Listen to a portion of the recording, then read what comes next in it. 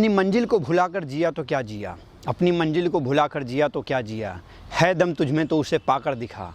लिख दे खून से अपनी कामयाबी की कहानी और बोल उस किस्मत से, और बोल उस किस्मत से, है दम तुझमें तो मिटाकर दिखा। नमस्कार, आदाब, सत श्री अकाल, गुड मॉर्निंग। मैं मनीष कुमार। दोस्तों, द फ्री वॉइस के डिजिटल प्लेटफॉर्म पे आप सभी का स्वागत है। आज हम बात करेंगे दुनिया में सबसे अमीर इंसान के बारे में। दुनिया में जो सबसे अमीर इंसान है वह टैक्स पे नहीं करता। आप इस बात को सुनकर आश्चर्य होंगे कि ऐसा कैसे पॉसिबल है, ऐसा कैसे संभव है। आप सभी लोग सुनते होंगे कि अंबानी है, वो इतना ज़्यादा टैक्स पे करते हैं, 3000-5000 करोड़ टैक्स। लेकिन जो दुनिया का सबसे अमीर इंसान है एलन मस्क, पैसा टैक्स पे नहीं करता है। कैसे पे नहीं करता, आइए समझते हैं।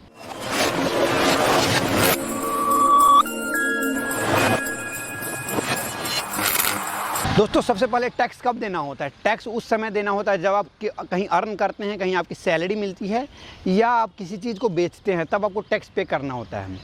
डायरेक्ट टैक्स की मैं बात कर रहा हूँ, डायरेक्ट टैक्स की नहीं। तो वहाँ पे होता है क्या, जो यहाँ जो नियम है, जो ऐसा ही नियम अमेरिका में भी है।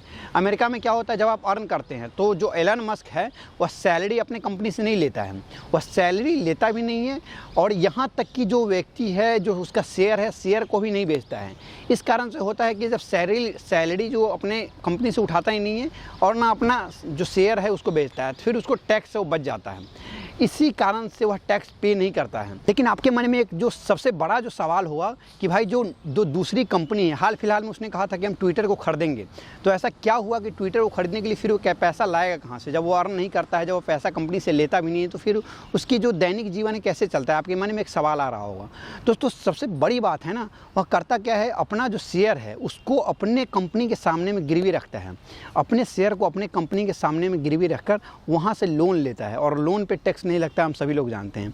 तो ऐसे वह टैक्स से बचता है। मतलब लोन लेता है, फिर लोन पे तो सभी लोग जानते हैं कुछ परसेंट, मतलब 0.0001% कुछ टैक्स लगता है। और इसी से जो उसका जो दैनिक जीवन है या जो भी इन्वेस्ट करता है, नेक्स्ट जो भी कुछ खरीदना उसको होता है, फिर लोन के माध्यम से पहले पैसा अर्न करता है, पैसा उठाता है अपने शेयर को गिरवी रखकर, फिर जो उस पैसा बनता है उसी पैसा को दूसरे कंपनी में फिर इन्वेस्ट कर देता है। कुछ दिन पहले ऐसा पॉलिटिकल प्रेशर और पब्लिक के जो दबाव में आकर कुछ शेयर उन्होंने बेचा था, जिसका 0.001% का अगर देखें तो वहाँ तक वो बेचा था, तो कुछ उसको टैक्स लगा होगा। लेकिन वास्तविक बात पे वो टैक्स देता नहीं है, ऐसा असल में बात करें तो। और टैक्स का जो आधार है, जो पैरामीटर है कि जब आप कहीं से अर्न करते हैं या कहीं से किसी चीज़ को बेचते हैं, तभी आपको टैक्स देना पड़ेगा। तो जो एलन मस्क है ऐसे ही टैक्स से बचता रहा है। और एलन मस्क की अगर इतिहास देखें तो दुनिया में वह इन्वेस्ट भी ऐसे करता है। पिछले साल हुआ था क्या, 8 जनवरी 2021 को एलन मस्क ने अपनी कंपनी रजिस्टर करवाई बेंगलुरु में, जिसका नाम था एलन मस्क की जो टेस्ला मोटर्स इंडिया लिमिटेड, और बेंगलुरु में रजिस्टर करवाई। जो कि बताया गया, जो रजिस्टर करवाया वहाँ का एड्रेस दिया गया था कि यह कंपनी नीदरलैंड्स की है। बट वो कंपनी, सभी लोग जानते हैं कि भाई कंपनी अमेरिका की है, लेकिन उसने क्या किया, नीदरलैंड लिखवाया। क्यों लिखवाया नीदरलैंड? चलिए समझते हैं। सबसे पहले दोस्तों, नीदरलैंड्स और इंडिया के साथ एक जो एग्रीमेंट है, इसके तहत नीदरलैंड्स के जो भी कंपनी अगर इंडिया में आती है उस पर हम डबल टैक्सेशन अवॉइडेंस एग्रीमेंट के तहत वहाँ से हम टैक्स नहीं लेते हैं। डबल टैक्सेशन अवॉइडेंस एग्रीमेंट क्या होता है, चलिए समझते हैं। सबसे पहले डबल टैक्सेशन अवॉइडेंस एग्रीमेंट ऐसा एग्रीमेंट है, दो देशों के बीच में ऐसा ट्रीटी होता है जिसके तहत मान लीजिए एक पेन बनाने वाली कंपनी है, अगर वह नीदरलैंड से भारत में आती है तो एक ही कॉज हो सकता है, या तो टैक्स उससे नीदरलैंड की सरकार वसूलेगी या भारत की सरकार वसूलेगी। तो ऐसा ही नियम है भारत के साथ 88 देश, 88 कंट्रीज़ के साथ भारत का डबल टैक्सेशन अवॉइडेंस एग्रीमेंट का ट्रीटी है, जिसके तहत नीदरलैंड्स। तो आपके मन में एक और सवाल आ रहा होगा कि भाई नीदरलैंड क्या, जो अमेरिका की कंपनी है, फिर नीदरलैंड में क्या कर रही है, फिर सरकार क्यों नहीं इस बात से पूछी? तो इसका जवाब है, जो टेस्ला की जो पेरेंट्स कंपनी है, जो टेस्ला मोटर्स की जो ओरिजिनल कंपनी है, उसका जो फाउंडिंग है वो कैलिफोर्निया में है, ऑस्टन में है, अमेरिका में। कैलिफोर्निया जो वहाँ की एक स्टेट है, तो वहाँ पे इसकी जो हेडक्वार्टर है। लेकिन उसका जो सब्सिडरी कंपनी उसने अपना नीदरलैंड्स में बना लिया। नीदरलैंड्स में सब्सिडरी कंपनी का मतलब होता है, जैसा कि आप देख लीजिए रिलायंस का है, तो रिलायंस का सब्सिडरी रिलायंस पेट्रोलियम है, रिलायंस डिजिटल है, तो ऐसे सब्सिडरी कंपनी होता है। रिलायंस पेट्रोकेमिकल है, तो अलग अलग कंपनी है सब्सिडरी, बट रिलायंस जो है मुख्य कंपनी है। तो कहने का मतलब उसका सब्सिडरी उसने बनाया नीदरलैंड्स में, जिसका नाम था टेस्ला एम्स्टर्डम जो कि राजधानी है नीदरलैंड की, नीदरलैंड्स की राजधानी के नाम से बनाया। टेस्ला एम्स्टर्डम मोटर्स लिमिटेड करके उसने बनाया और उस कंपनी से इन्वेस्ट करवाया भारत में। पिछले साल की बात बोल रहे हैं और पिछले साल फिर खुद से शो किया ये नीदरलैंड की कंपनी है। ऐसे उसको टैक्स देना नहीं पड़ेगा, इसलिए उन्होंने ऐसा किया था। 8 जनवरी 2021 को उन्होंने रजिस्टर करवाया था बेंगलोर में।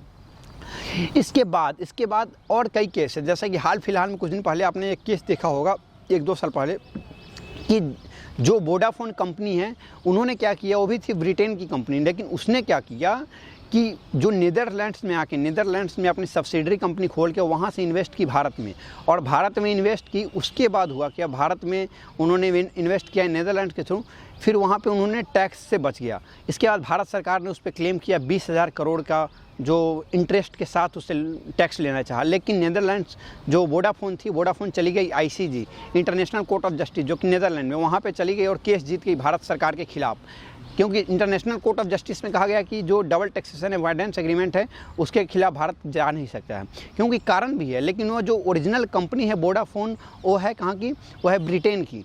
लेकिन यहाँ पे 20,000 करोड़ का जो टैक्स भारत सरकार लगा रही थी, क्योंकि वह थी वह कंपनी ओरिजिनली में ब्रिटेन की, बट वो नीदरलैंड्स के थ्रू अपनी सब्सिडरी कंपनी खोल के भारत में इन्वेस्ट की और फिर उससे पैसा कमाया। फिर भारत सरकार ने टैक्स मांगा तो टैक्स देने से मना कर दिया, क्योंकि हमारा एग्रीमेंट है नीदरलैंड्स के साथ। तो यहाँ पे भी भारत सरकार को 30,000 करोड़ का नुकसान हुआ था। एलन मस्क की जो पूरी एसेट है $260 बिलियन अमेरिकन डॉलर, जो एलन मस्क की जो पूरी एसेट है, जो पूरा उनका नेटवर्थ और पूरा एसेट है, $260 बिलियन अमेरिकन डॉलर उनकी पूरी एसेट है, और टैक्स नहीं भरते हैं। इस बात से आप लोग वाकिफ़ होंगे। तो ऐसे बहुत सारे जो लोग हैं टैक्स नहीं भरते, जो इन्वेस्टर है। लेकिन जो एलन मस्क है इसका बहुत ज़्यादा इस चीज़ का मिसयूज करता है, जो पार्टिकुलर जो फ्रॉड है। इसके लिए जो डेमोक्रेट के सांसद हैं, जो बाइडन के जो सरकार में भी है, उनके एक सांसद ने कहा था कि अगर ऐसा होता है ज़्यादा तो फिर हम कैपिटल टैक्स लाएंगे, जो भी बिलियनर्स कैपिटल टैक्स में होता है कि जो भी बिलियनर्स है, जो भी बिलियन में उनके पास पैसा है या पूंजी है, और वो नहीं भी अर्न करते हैं तो उन पर टैक्स लगा दिया जाएगा।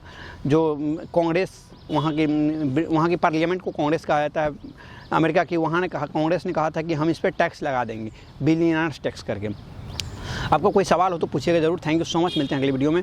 कैमरा पर्सन खुशी के साथ Manish Kumar, the free voice, Phagwara, Punjab.